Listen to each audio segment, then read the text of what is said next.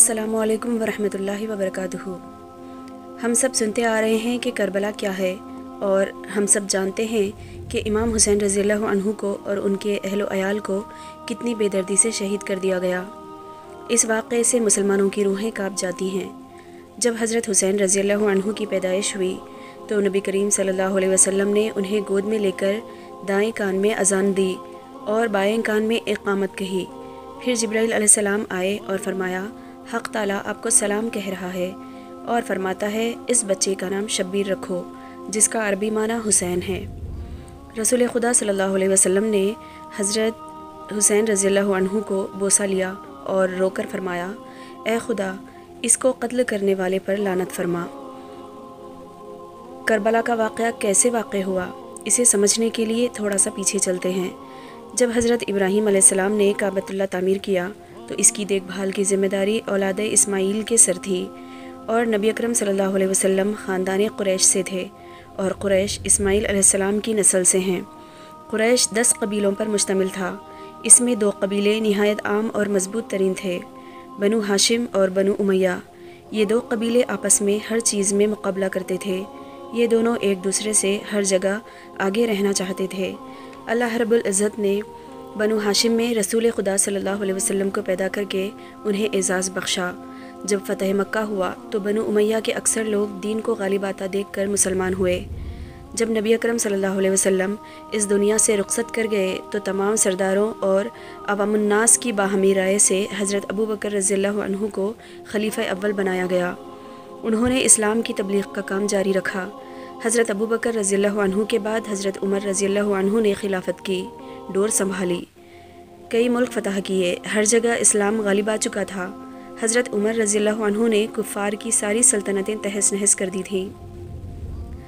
हज़रत उमर रज़ियल्लाहु अन्हु का रोब और इस्लाम को तेज़ी से फैलता देखकर सबसे पहले ईरान ने रद्द अमल किया और हज़रत उमर रज़ियल्लाहु अन्हु को शहीद कर दिया।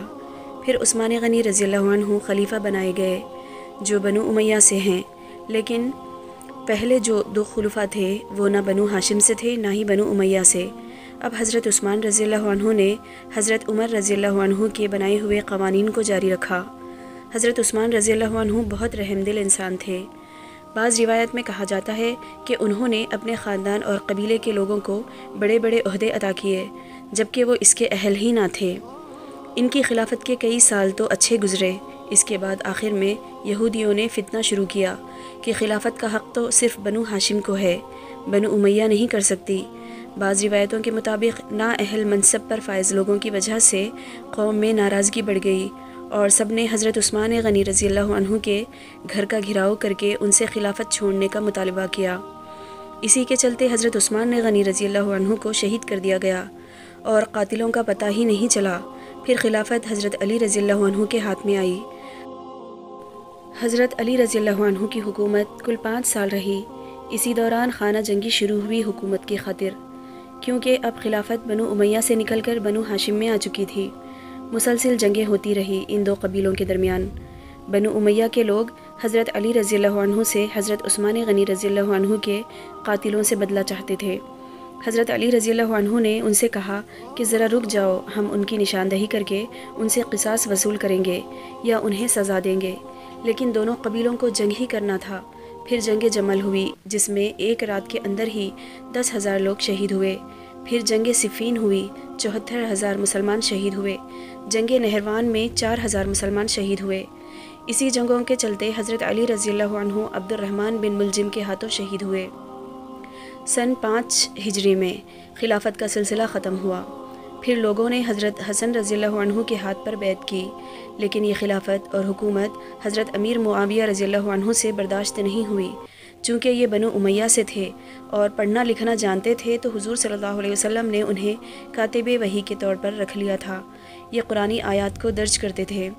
अब वो शाम से एक लश्कर लेकर हज़रत हसन से जंग के इरादे से निकले। यहाँ से हज़रत हसन रज़ियल्लाहु अन्हु भी 50,000 मुसलमानों के हमराह निकले, लेकिन हज़रत हसन रज़ियल्लाहु अन्हु के साथियों में कुछ मुनाफिक मौजूद थे जो अच्छा काम पसंद नहीं करते थे। जब हज़रत हसन रज़ियल्लाहु अन्हु को पता चला तो उन्होंने अमीर मुआविया से सुलह की पेशकश की। अमीर मुआविया रज़ियल्लाहु अन्हु ने कहा वो सुलह उस वक्त قبول کریں گے جب آپ خلافت کے دعوے داری سے پیچھے ہٹ جائیں گے۔ اور ایک کورا کاغذ سامنے رکھ دیا اور کہا، آپ کی جو بھی شرائط ہیں اس میں لکھ دیں۔ تو حضرت حسن رضی اللہ عنہ نے ساری شرائط لکھ کر دے دی اور امیر معاویہ نے اسے قبول کر لی۔ اب حضرت حسن رضی اللہ عنہ خلافت کا دعویٰ چھوڑ چکے تھے۔ حضرت حسن رضی اللہ عنہ چاہتے تھے کہ بات صلح سے ہو جائے اور ہمارے ہی مسلمان بھائیوں کا خون نہ بہے۔ حضرت محمد صلی اللہ علیہ وسلم سے لے کر حضرت حسین رضی اللہ عنہ تک کسی نے بھی اقدامی جنگ نہیں کی، صرف دفاعی جنگیں کی۔ پھر حضرت حسن رضی اللہ عنہ نے امیر معاویہ رضی اللہ عنہ کے ہاتھ پر بیعت کی۔ اب امیر معاویہ سارے عالم اسلام کے حاکم ہو چکے تھے۔ ان کا دور حکومت پرسکون رہا۔ 20 سال حکومت کی انہوں نے اسلامی قانون کی حفاظت کی۔ جس طرح حضرت عمر رضی اللہ عنہ نے اپنی خلافت میں کئی ملک فتح کیے، اسی طرح امیر معاویہ رضی اللہ عنہ نے بھی فتوحات کی اور اسلامی سلطنت قائم کی۔ لوگ اسلام میں داخل ہوتے رہے۔ جب ان کی حکومت کے 10 سال پرسکون گزرے تو حضرت مغیرہ بن شعبہ رضی اللہ عنہ نے حضرت معاویہ رضی اللہ عنہ کو مشورہ دیا کہ آپ اپنی زندگی ہی میں کسی کو ولی عہد منتخب کر دیں، کہیں ایسا نہ ہو کہ حکومت کے لیے دوبارہ خون خرابہ ہو یا جنگیں ہوں، کیونکہ اسی حکومت کی خاطر 1 لاکھ سے زیادہ صحابی شہید ہو چکے تھے۔ خود حضرت معاویہ رضی اللہ عنہ نے بھی طاقت کے بل پر سلطنت حاصل کی تھی۔ پھر معاویہ رضی اللہ عنہ نے حضرت مغیرہ بن شعبہ رضی اللہ عنہ کا مشورہ قبول کیا اور یزید کے ولی عہد ہونے کا اعلان کر دیا، اور اپنے اپنے علاقے کے سرداروں کو حکم دیا کہ وہ تمام لوگوں سے یزید کے ولی عہد ہونے کا بیعت لیں۔ تمام لوگوں نے بیعت کی سوائے ان 5 لوگوں کے: حضرت عبد الرحمن بن ابو بکر رضی اللہ عنہ، حضرت عبداللہ ابن عمر رضی اللہ عنہ، حضرت عبداللہ ابن زبیر رضی اللہ عنہ، حضرت عبداللہ ابن عباس رضی اللہ عنہ، حضرت حسین ابن علی رضی اللہ عنہ۔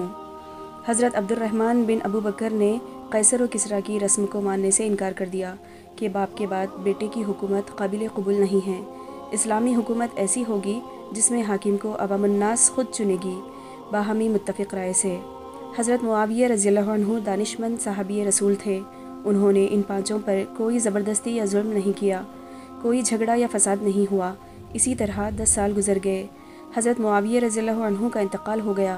اب یزید نے تمام ملکوں کے وزیروں کو اعلان کیا کہ وہ اپنے اپنے عوام سے یزید کے گورنر مقرر کیے جانے کا بیعت لیں۔ سب لوگوں نے اقرار کر لیا۔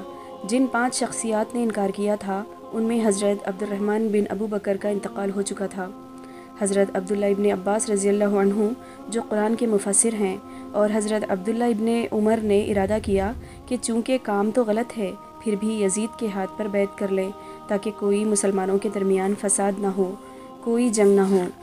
اب عبداللہ ابن زبیر جو حضرت عائشہ رضی اللہ عنہ کے بھانجے تھے اور حضرت حسین رضی اللہ عنہ نے بیعت کرنے سے انکار کر دیا۔ عبداللہ ابن زبیر نے فرمایا، جنگیں ہوتی ہوں تو ہونے دو، اسلامی قانون میں کوئی رد و بدل یا ترمیم نہیں کی جائے گی، اور مدینہ چھوڑ کر مکہ کے حرم میں پناہ لی، چونکہ نبی اکرم صلی اللہ علیہ وسلم یہیں پیدا ہوئے اور اسلام یہیں سے پھیلا، تو اسی شہر کو ہم دارالخلافت بنائیں گے اور یہیں سے تحریک شروع کریں گے۔